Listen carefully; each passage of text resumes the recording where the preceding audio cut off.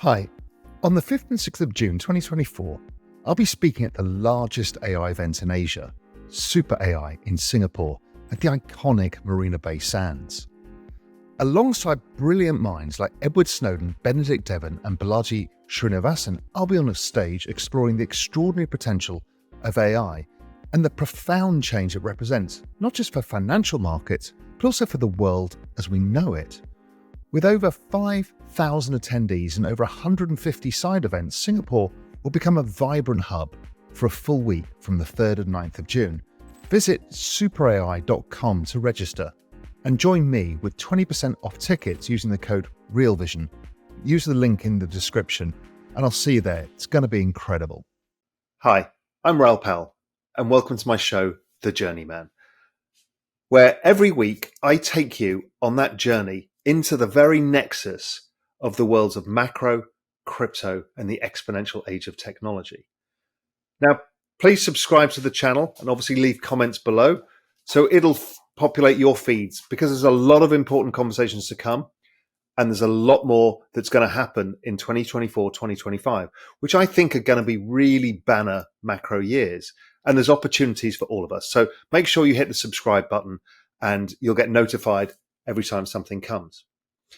Now, as a macro investor, one of the most important things you can do, in fact, you must do, it's an imperative, is to hold alternative views in your head and assess probabilities. I see on Twitter people who are insecure in their views fighting with people who have alternative views. You shouldn't do that. Of course, you should be insecure with your views, because you should listen to other people's views. And so you can adjust accordingly. And that's incredibly important to do. And you should do it from trusted sources, people who challenge your thought process. So for me, an old friend of mine I really respect, that I've followed since the early 90s when he was on the Barron's roundtable and he was like amazing, him and Jimmy Rogers and a whole bunch of others, is Felix Zulauf. Felix is a fabulous thinker, independent thinker, and somebody I really, really respect. But he has a similar assessment of me of how broken the system is, but he sees different outcomes than I do. And I think that's really important because I need to attach probabilities to these outcomes. And so I want to dig in with Felix about where this could all be going. Where is my ideas wrong? My job is not to create a debate show. My job is to listen. The more we all listen, the better we'll be. The more we take notes and add them to our frameworks and to say, well, here's the opposing view. I attach this probability. In your trade ideas, you should be thinking like that. So your trade idea, you lay out your own ideas, but then you add in counter evidence. And you kind of weight it and you keep going back to these things and saying, could this be right? Could this be wrong? The hard part is not to get overly confused because there's two diametrically opposed views. That's normal. You just have to learn, what confidence do I have in my own view? If you don't have confidence, then you shouldn't be investing in that particular opportunity set, or you wait for clarification. But obviously waiting for clarification can often be too late because then the opportunity is played out. Because it's usually when people don't see the opportunity, when the opportunity really arises. Anyway, let's have a conversation with Felix Zulauf. Join me, Raoul Pal, as I go on a journey of discovery through the macro, crypto, and exponential age landscapes. In The Journeyman, I talk to the smartest people in the world so we can all become smarter together. Felix, fabulous to see you back on Real Vision. My pleasure, Raoul. It's great to be back. Yeah, it's always great to talk to you. We've talked a lot over the years, and it's always a fascinating conversation, so I can't wait to dig in. We'll find out. We'll find out. So I always like to start, well, first just give people, I mean, a lot of people know who you are, but just to give people a bit of background, what you're doing, Zulauf Consulting, that kind of stuff as well, and then we'll dig into some really big picture views to start with. Like you, I used to be a money manager and had my own company and hedge funds. And I sold the business and I'm only managing my own capital and I also publish for clients throughout the world on macro stuff from geopolitics down to interest rates, the business cycle, interest rates, currencies, stock market, sectors, and commodities, of course. And I publish about every 2 weeks, and I hold several webinars during the year to keep my subscribers on track of what's going on. I tell you, you've got a huge fan in Arthur Hayes. I realize that he calls me daddy. That's right. Well, anyway. He's like your single best promoter, Felix. He's always out there talking about your work. Okay. He's an expert on the crypto side, which I'm not. I'm not deep into that, but I know you are. Yeah, and he's Arthur's also, he's a traditional finance guy as well. So he's a macro guy at heart, as we all are. So let's talk about your bigger picture views before we drill into where we are, just to level set people's understanding how you see the world we're living in now, because there's a lot of complexity, and I think people will really appreciate hearing. I have to start with the geopolitical setup because geopolitical world order has changed.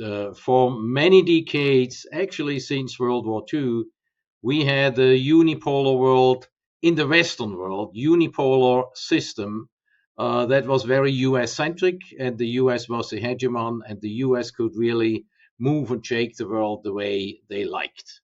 And when the wall came down and we globalized, it was a US-centric unipolar world order. And I think the Americans and the Europeans are the only ones who haven't caught it that it's over. That game is over. We are now in a disorder trying to look for a new multipolar world order because there are challenges coming up. China is challenging and rivaling the US. And there is a conflict of interests, and it's about power and influence and rivalry. And I started to write about coming wars in 2018, and people laughed at me, and here we are. And I think we will see more of the wars because the world policeman is considered weak. And when the US foreign minister is kept waiting in front of MBS in Saudi Arabia, the mover and shaker there, it tells you that the respect has gone down. And when Blinken travels to Turkey and he's not received by Erdogan, he's not received by the prime minister, not by the foreign minister, and eventually he's received by the deputy mayor of Istanbul, that tells you what's going on in the world. And I think the Americans are not aware of this, and the Europeans are also not aware of this. They just hide behind the big friend overseas, and that's what it is. This all means that everybody is trying to reposition itself in an upcoming new world order, and that new world order will be found by going through a lot of stressful moments, and it could be sorted out in diplomacy, but if it's not sorted out in diplomacy, then it's sorted out in wars.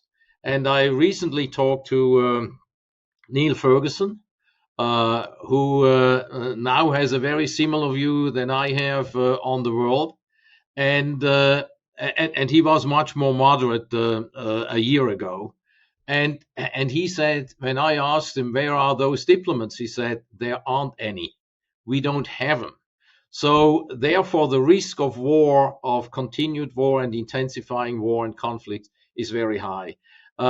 You also have to understand that if that is the situation as I describe it, then all the underlying conflicts that were underneath the surface so far, like in Azerbaijan and Armenia, or in Guyana, or in Serbia, or what have you, will eventually come to the surface because they do not respect the former leader anymore, and they feel they can act as they like. Yeah, because it feels like the policeman is not on his beat anymore. The policeman is gone. The big gorilla around the block is very weak, and therefore it's a different world. It's a very volatile and unstable world in geopolitical terms. And geopolitics for the financial markets usually is not of great importance. When you have an event, it's for 1 day or 2 days or so, and then it is back to normal. But this time, I think it really begins to impact the longer term structural setup of the world economy. And that means the intensifying rivalry will lead to more sanctions, more protectionism, more nationalism, and things like that. And that is going to make business much more difficult for multinational companies operating throughout the world. And I think the market is not discounting that yet. And when you look at it historically, the market only priced that in with a time lag. It is not a leading factor in structural shifts. It is a leading factor in cyclical shifts, but not in structural shifts. And I think investors should be aware of that, because at some point of time, that will get priced into the markets and will lead to higher inflation and lower valuation, higher interest rates, and things like that. That's the world we operate in. And in that world, we have a business cycle, and that business cycle has been highly distorted by the pandemic, and we are still trying to sort things out. And the market is now celebrating a more dovish Fed.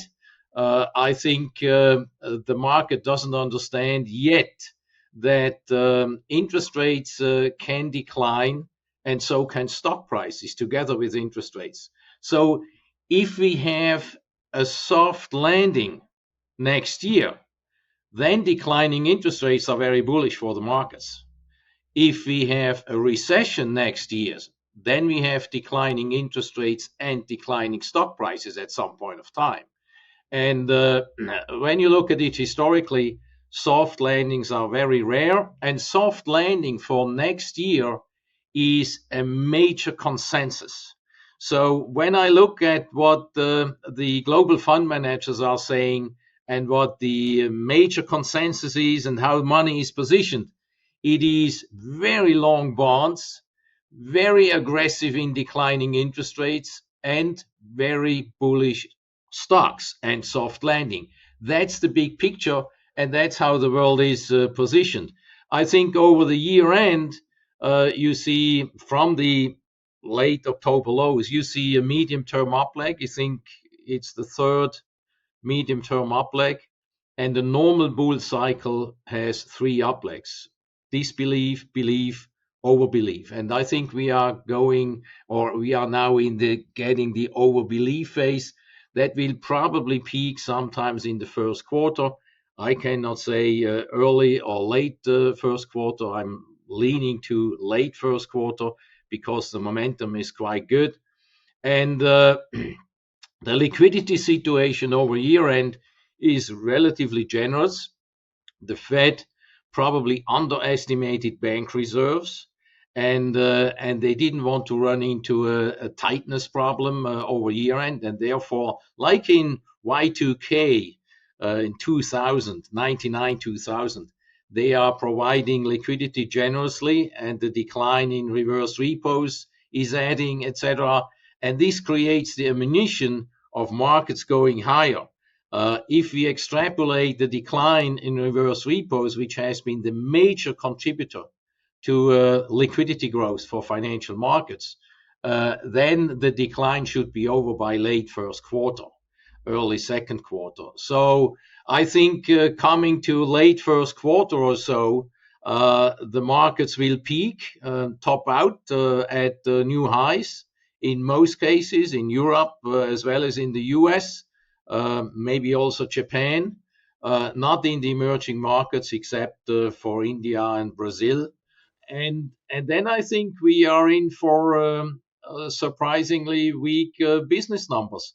I see the first, let's say, 4 months of the economy rather surprising on the upside, and the rest of the year surprising on the downside. I think we will have two different periods. So usually when you have such a strong consensus of a soft landing, it's like when all the forecasts and experts agree, something else is going to happen. And I think in the first part, we will see a stronger economy than expected, and in the second part, a weaker economy than is expected. And a weaker economy, you have now an underlying slowing, a smooth trend is slowing, and that leads to lower inflation rates, and the market takes it as very bullish.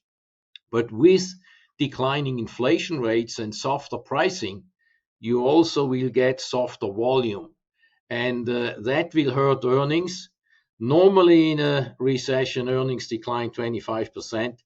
I wouldn't go that far. It could be less than that. It could be 10%. But if you take out, let's say, 10% decline and the 16 times PE on the market, you come up with 3,500. And I think what is very unique about this market is the excessive concentration. We have several times in the history of the stock markets, we have had large concentration in a few stocks, but the Nifty 50 were 50 stocks. The Magnificent Seven are 7 stocks. And in the TMT craziness and bubble, there were probably about 50 to 70 stocks altogether. And most of them declined between 50 and 90% thereafter. And so did the Nifty 50s. And I think, the great Magnificent Seven are wonderful companies, but they are wonderful companies at half the valuation. There's nothing wrong with that. The problem people do not understand is that the market today does not relate so much to the underlying economy as it relates to liquidity. And when liquidity changes, which I do expect from late first quarter on, if not sooner, then I think what went up so much will go down as much. Because if you wanted to perform in line with the market, you had to own those stocks. When you look at the world index, and today's markets as they work is the individual doesn't manage the money himself. He gives the money, as a majority of individuals, gives the money, he mandates a money manager, and the money manager either indexes or he is a closet indexer. That means that 80% of the money managed today is benchmark oriented, I would say. Now, if somewhere in the world somebody mandates someone and says, index world equity fund, then almost 2/3 of that money goes to the US. And out of that money, 1/3 goes into 7 stocks. So we have such an extreme concentration that once the market turns down and money managers have to sell because they have redemptions, they have to finance redemptions, or they have to raise cash, there is no other way than to sell those stocks. And that could exaggerate the decline on the downside. That has nothing to do with the real economy, just with the technical setup of the market. I think investors should be aware of that. So I guess that from a high in the early part of the year, we will then have a nasty decline. I do not know when it ends, maybe in the third quarter or whatever. And we will have a year that is one of the few years in the history where we have an important new high and an important low. That is rare. It has only occurred more often in recent years. We had one in 22, we had one in 20, we had one in 18. Then you have to go further back to 87 and even further back to 62. And then I think 37 was another one. And this is very rare, and it speaks of high volatility, and that we had it in recent years really alludes to what I said at the beginning of this decade, that this decade will be a roller coaster for the markets, and investors have to try to time the markets to some degree, the mini cycles, because if you can cut out 50% of the downside, you are a hero, you see. And that's what I'm trying. That's what I'm trying to do for my subscribers. A whole bunch of questions. Thank you for that. How different is the Magnificent Seven? I've been thinking through this as well, to the FANG stocks. So we had a kind of very similar thing through that kind of 2012 to 2020 period, where it was a very small group of companies that kind of attracted all of the capital. Does this feel similar to that? It is similar to that, but I think the weighting of the FANG stocks was much less. We have a much higher weighting of the Magnificent Seven than we had in the FANG stocks. Much higher today. I guess because Microsoft is in, some really giant companies, Sure, I guess. Sure. And it's a great company, no question. Let's talk through the liquidity scenario, the liquidity change end of Q1 or wherever that happens. So let's assume that the Fed the Fed have drained the reverse repo. Now, ordinarily, if that stops, then they're still doing QT, so liquidity conditions tighten. Is there a chance, A, that they stop doing QT when that happens? And B, is there a chance the Treasury drains the general account all the way through election year to buy votes? The general account is an option, of course. They have done it before. And they have done it when financing the government deficit became a problem. So they have withdrawn liquidity from that side. That could happen again. They are slightly below target right now. I think they are in the upper 600 billion, and the target is about 750 billion. That's where they should be according to the formula they are using. The reverse repos is a different story. The reverse repos was really built up because money market funds had such a tremendous inflow of money because the banks did not have competitive deposit rates.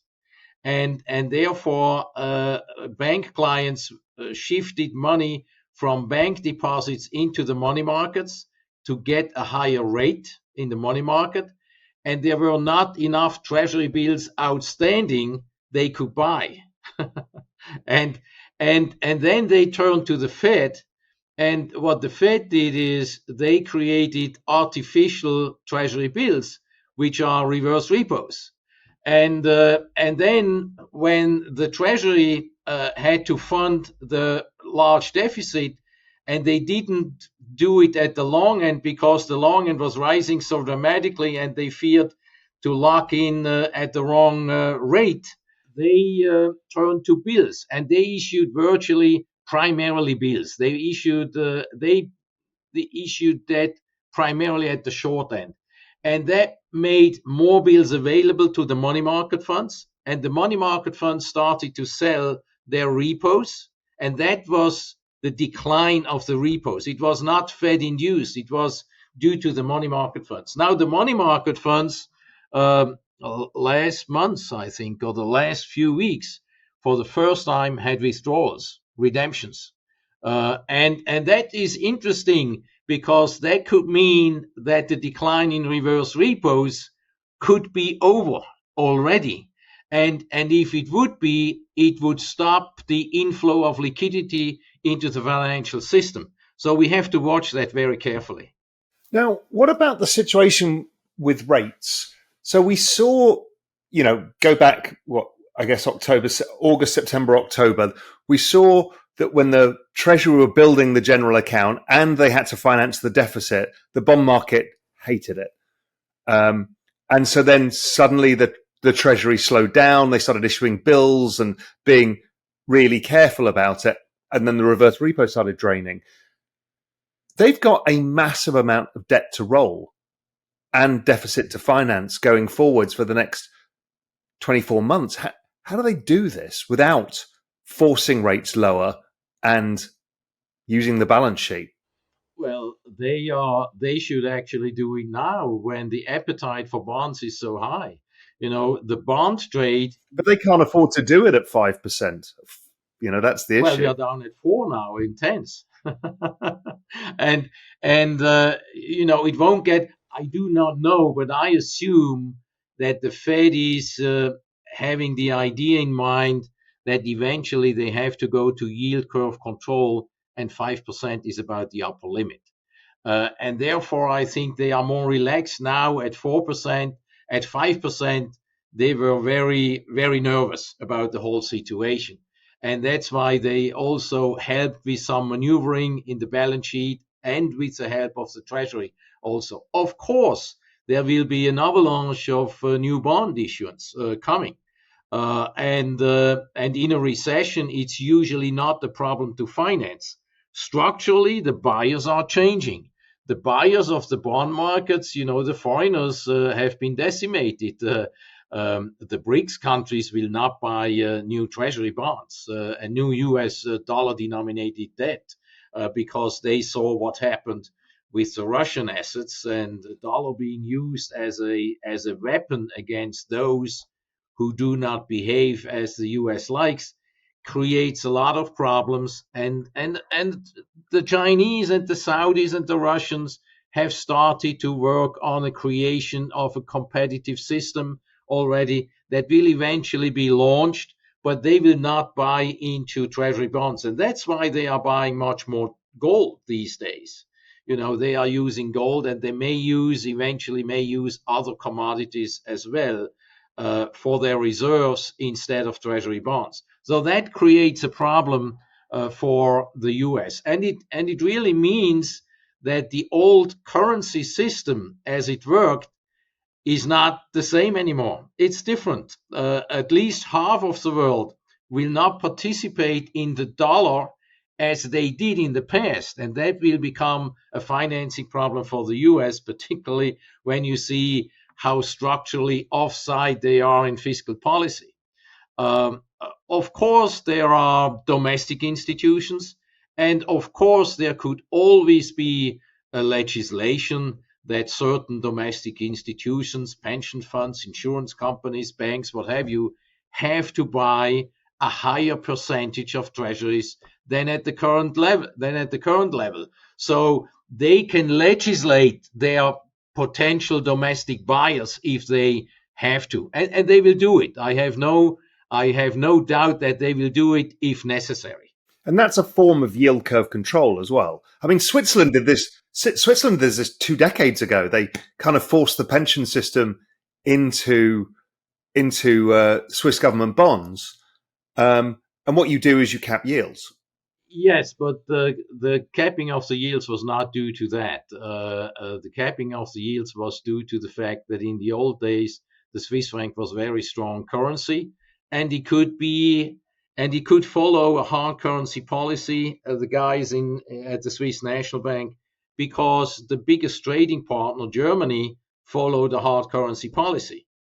That is gone, and therefore Switzerland cannot follow as hard a currency policy as they used to in the past, and therefore the Swiss franc is also not the Swiss franc of the old days anymore. It's a weaker currency. It's still a strong currency due to the external accounts with the chronic current account surplus, etc.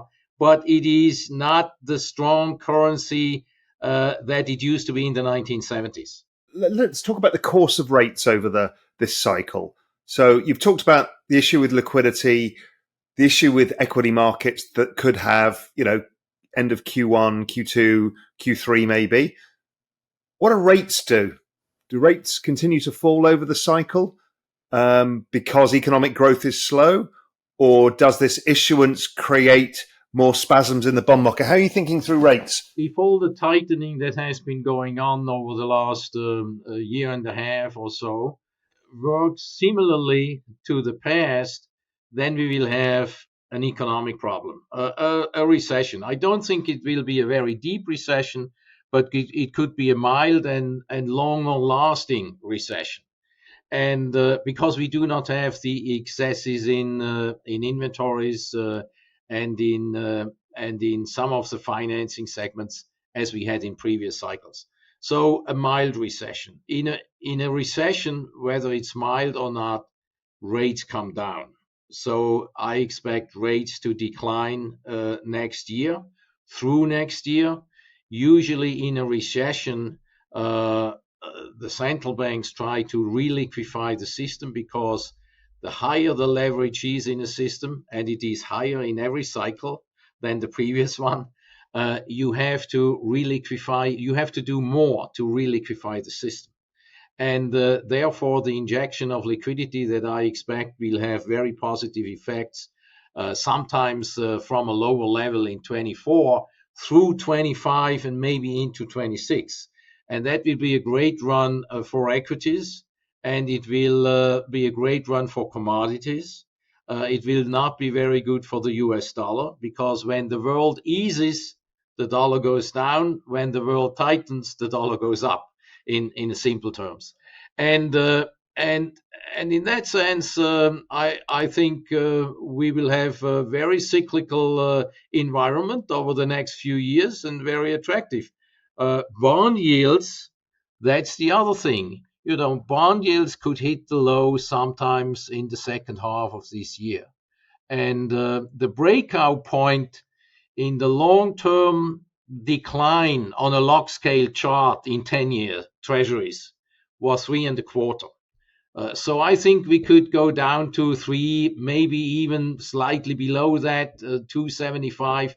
That would be the maximum I could see on the cycle. This will be a higher high than the previous low, which was a secular low at 0.5%. And from there, we go up again together with commodities. If commodities rally the way I think they will, and 3/4 of the world's commodities are controlled by the BRICS. And in the conflict-laden world that I described at the beginning, they will use that at times as a weapon against the Western world. And that means that the supply could become scarcer than many believe. It's not so much a demand push, it's much more a supply constraint. And then prices go up, and oil could easily go up to $200 in 26 or so. And if that happens, the CPI will not be at 3%, and certainly not at 2. It will go over 10. And then we have a problem in the bond market, because then treasury bonds will go much higher than they have been at 5%. Because what we learned in the 70s, it is the second upcycle where the bonds really get crucified. The first cycle, the market looks back and values against the past. In the next cycle, in the second cycle, it goes back to the previous cycle that was inflationary and says, oh, we need to have a higher real rate of return. And therefore, in theoretical terms, it could go to 8 or 9% or something like that if the CPI goes to 15, let's say. Now, if that would happen, our system has a problem. Then our system will enter a deep crisis, and it will probably be needed that we have a deep crisis, because otherwise you can never restructure government expenditures and income and the fiscal side of it. You can only make the restructuring cuts in entitlements and increase in taxes when you have a monumental crisis at hand. And I think that is what we will get in the later part of the 20s. The move out of this would be yield curve control. I was just going to ask you that. It seems like that's what they did in the 50s and 60s. It feels like it's the same rule book. In contrast to the 50s and 60s, we have a fiat currency system, not the gold anchored system. And that would go directly to the dollar beginning to slump in a big way. And the slumping dollar would be very bad for inflation rates due to the imports getting more expensive. And it would take other currencies eventually with it, because other central banks would do the same thing. So relative to each other, the currencies would be fine, but it would be a very inflationary outcome. it would be like the early part of Argentina. I'm not forecasting that, but it would go that route, and that would be horrible because it would create social unrest. You see already, I spend quite some time in the U.S., and I see that the U.S. is losing a higher and higher level of the population into, I wouldn't say poverty, but these guys have to really stretch themselves to make it. People have been left behind. Oh, very much so, and it's getting worse every year, and I think it would lead to social unrest, and then you had a massive economic crisis, a fiscal crisis, a financial crisis, a currency crisis, and a social crisis on top of that. So uh, it's going to be a very volatile second part of this decade, I believe, and I think if investors are aware of it, they can probably survive better. We will all lose in such a situation. In terms of purchasing power, we will all lose. But if you lose less than the others, you are among the winners. If you know exactly what you do and you do it right and you come out as the great winner, all your profits will be taxed away. That's the way socialism works, and our systems are now deep into socialism. Just to recap, we think there's a rocky part in 2020, call it the summer of 2024. After that, the stimulus that comes, that plays through till 2026. But after that, we've got this larger brewing set of issues that are unresolvable right now that concern you. How could we thread the needle that it doesn't end up with this larger bust at the end? Because, many of us have looked at this for a long time because we've seen this growing for decades, right? When we've been following the debt cycle and everything else. And we kind of thought 2008 was it, but monetary printing kind of cut it short. How could they thread the needle here, or can they not? Well, you can, but like in a market, you either correct mildly by going sideways for long, or you correct by falling sharply quickly. And in that sense, you need to either have a political leadership that has a clear vision how to restructure, which is painful for all of them. It's painful for the politicians, it's painful for the constituencies, painful for the corporate sector, to get everybody on board to make the painful steps to restructure government finances. Now, But they'll never do that, will they? that's what I think. Yeah, I think this is highly unrealistic. And if you ask the constituencies whether they are in favor of spending cuts by the government, say yes. And then when you ask them what, and you add up what they are in favor of, it's peanuts. But when you tell them about the entitlements and social security and Medicare and whatsoever, then they are against it.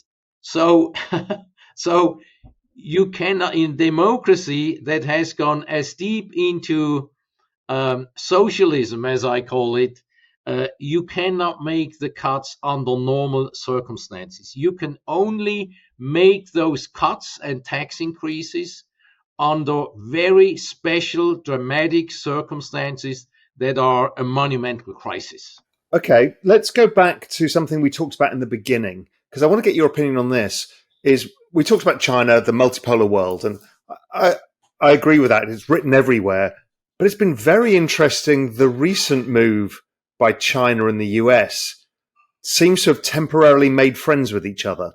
Any insights? What's going on there? Well, of course, the Chinese need the U.S. as the U.S. Needs the Chinese, and they have a conflict, of course. But even during war times, trade among some of the enemies at that time during World War One and World War Two did not stop completely. It continued. It was reduced. It was more difficult, but it continued. And I think the same will be going on here. The Chinese are not interested in war. The Chinese are interested to expand and develop their economy and to improve the life of their constituencies, their citizens, because the lifetime of the Chinese Communist Party depends on having satisfied people in the country. If the people are not satisfied, they run into a revolution.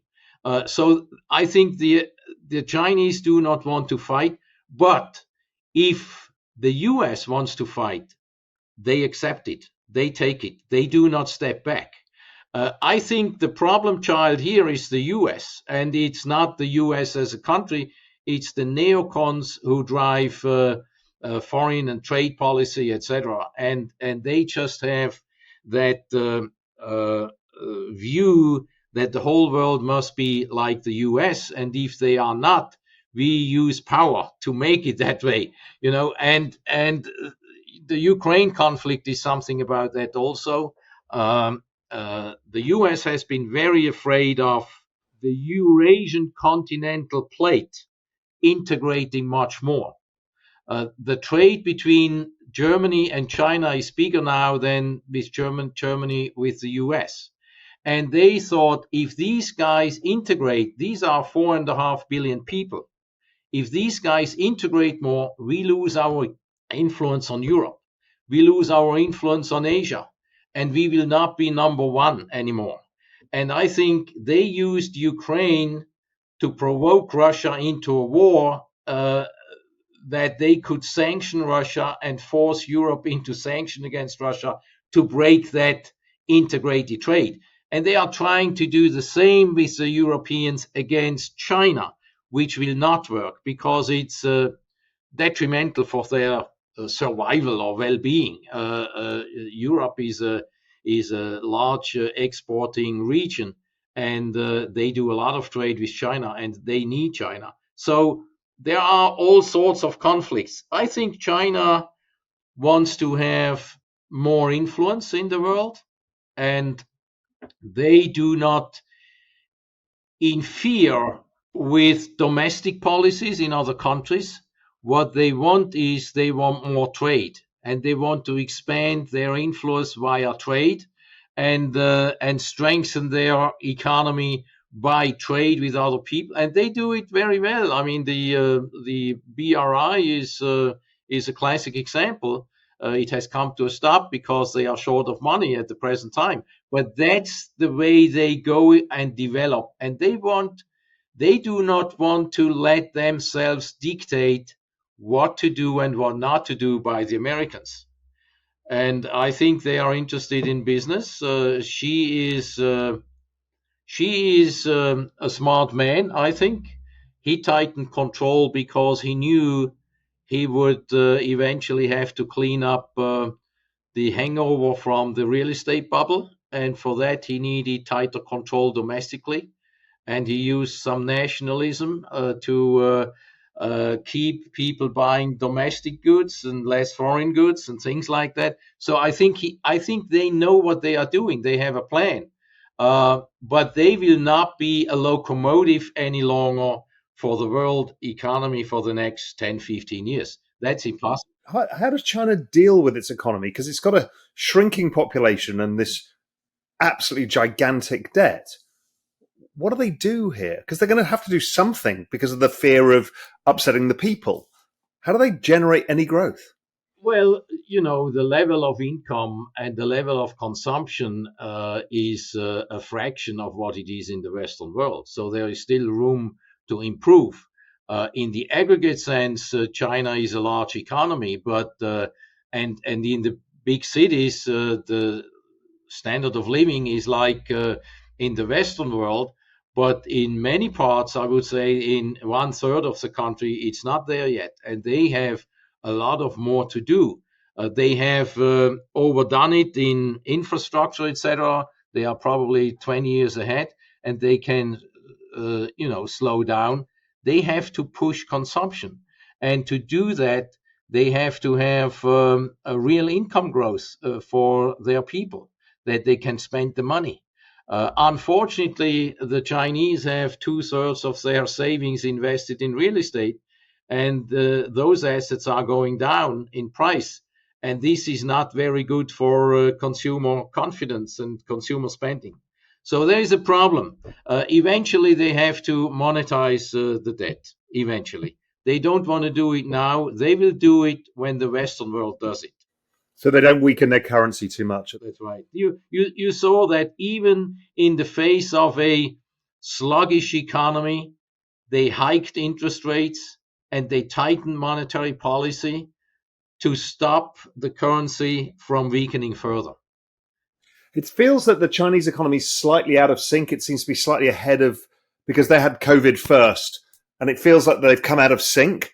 And they, as you're kind of suggesting, they want to come into sync with everybody else, so then they are able to stimulate at the same time, as opposed to stimulate when everybody else is tightening, which would be a disaster. Absolutely. And they are waiting for the Western world to come to the point where the Western world begins to stimulate again, and then they can do so too. And do you think that was part of the agreement when she came over? Because she's been going to see the PBOC, which is weird. We've seen this, suddenly he turns up in the US and that everybody's having talks, which came out of kind of nowhere. It feels that something in the background has changed, that everyone's like, listen, we can fight over trade and everything else, but we actually all need to solve this problem. Yeah, I think the big problem they discussed was trade. And then the other thing was to help Gary Newsom to potentially become a successor of Biden, because Gary Newsom is well known to the Chinese. He's probably bought already, as most of the others in the Biden cabinet. So I think this was a side effect. But the main issue was trade, because they said, listen, you have an election ahead in a year's time. You need a situation without problems, and we need a situation without problems. Let's go a little bit softer for the time being. Yeah, I think that feels like that's the case. The other thing I want to talk about, to go back to your geopolitical thoughts, is we should see and are seeing a lot more onshoring and friendshoring as we change the global supply chains. So that shifts opportunities into other places like Mexico. And India seems to be at the middle of all of this. How are you thinking about the movement of supply chains elsewhere? Oh yeah, it's happening. It's very vibrant, actually. It's Cambodia, it's Vietnam, and the biggest beneficiary is probably India and Mexico.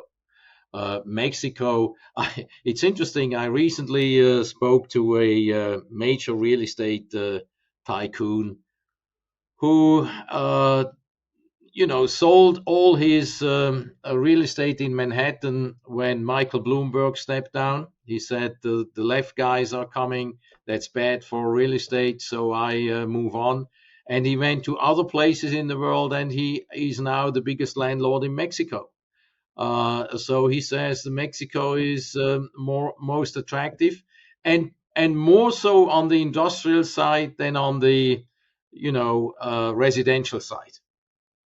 And Mexico is obviously, and I asked him who is renting from you, and he said it's primarily the Chinese. The Chinese are building their manufacturing places in Mexico, and they send over maybe 1/5 of the labor force they need. They send over from China, and the rest is local. And then they build what they have at home. They build in Mexico and sell it and ship into the U.S.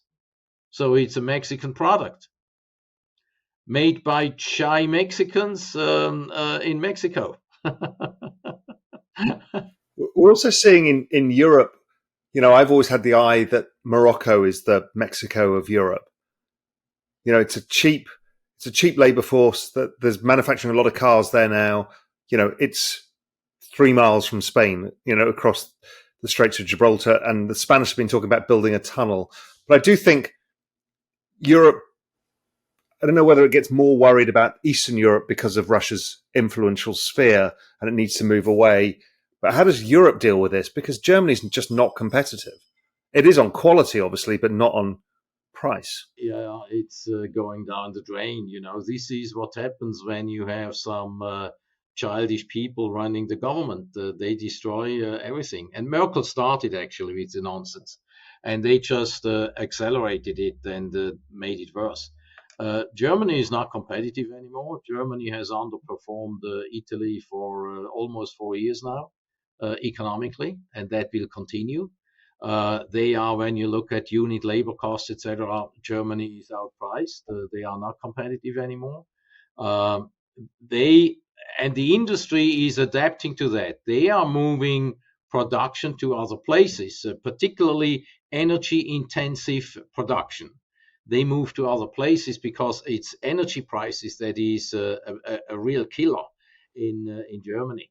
And of course, you have the Czech Republic, you have Poland, you have Hungary. Those places are competitive places, and they do good work, and they are reliable. They are reliable manufacturers, probably even more than Northern Africa, I would say. So I think Eastern Europe is a beneficiary, but to a limited extent because of Russia. I think Yeah. the Western narrative that Russia will eventually conquer Europe again, I think that's nonsense. I think this is being misused by the Americans to to keep the Europeans on their side and help them, etc. I think their narrative is completely nonsense. The Russians wanted to do business. Putin wanted to do business with the West. I listened to his speech when he came into power in the German parliament in 2001. And it was obvious he wanted to do business with the West. And he tried, and he tried many times. Germany did some more business with them, but the US were against that. And the US were against the Nord Stream pipeline and all that kind of stuff because of what I described as the Eurasian continental plate and what it could mean for integration and for the influence of the US that would decline. So I think the US just didn't like that, and therefore they are spreading that narrative, which is, in my view, completely wrong. I think they want to develop their economy. And I do not know Russia very well. I've been to Moscow once and to the Kremlin once, and I do not know the country. But I speak to people who know the country, Westerners who travel the country, and they say you can go to many cities in Russia, even further east, that are very modern and where you have top quality in terms of restaurants and hotels and service and infrastructure. I think we get in the West, we get the mainstream media's view that the Russians are so bad, etc. Of course, they are an emerging country and probably ever will be because their main products are commodities and warfare. In a way, there are no consumer products they can sell in the market. But I think the Russians are not dangerous. All you have to do is you have to deal with them. You have to trade with them. And I think they would be a good partner. They had been a reliable partner up to the point when they were provoked with Ukraine NATO membership. Yeah, it's going to be very interesting to see how this all plays out. Let's just talk it down to asset allocation a little bit. How do you think you've got a year of two sides here, so it's so we need to put time horizons into this as well. Long term, what are you bullish on? I'm figuring you're probably bullish on gold, which works in a geopolitical environment, falling rates, uncertainty. But what are you kind of long term bullish on, and then how are you thinking about next year? If you believe that eventually we go down the inflationary path as we described and into a big crisis, gold could also fall in that situation. It could also fall. You do not know, and stocks could also fall. But eventually, even if you have a currency reform at some point, eventually real assets recover. Nominal assets don't. Nominal assets are done. So I would definitely stay away from what is now the big trade, long bonds.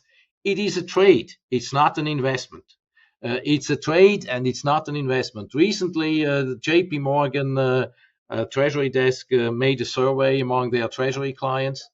They have the highest Treasury allocation, Treasury bond allocation ever in the last 25 years.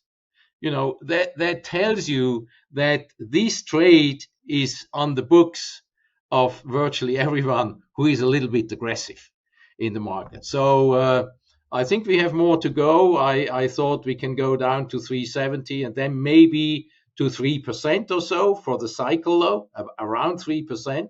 But after that, it's all the way up to new highs.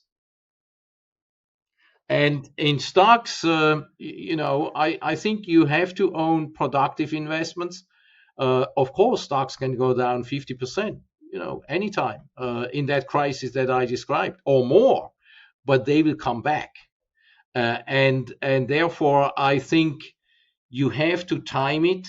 We cannot sell at the ultimate peaks and buy at the ultimate bottoms. But if we can take out a big chunk of in between the peaks and the bottoms, then I think we can have a very nice decade of good returns. And if you don't do that and you just sit in a passive portfolio, you run the risk of really selling out at the worst moment of history when it looks darkest. And I think that's the biggest risk of less experienced investors.